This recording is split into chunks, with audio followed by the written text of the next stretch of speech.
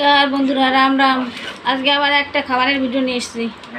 এই দেখুন, উস্তে ভাজা, আর এখানে পটল চিংড়ি, আর এটা হচ্ছে মুসুরির ডাল টমেটো দিয়ে।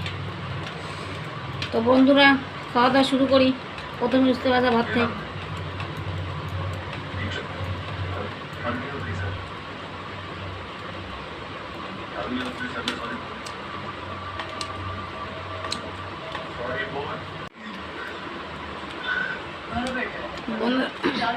ডাল আর উস্তে দিয়ে মিলিয়ে খাই।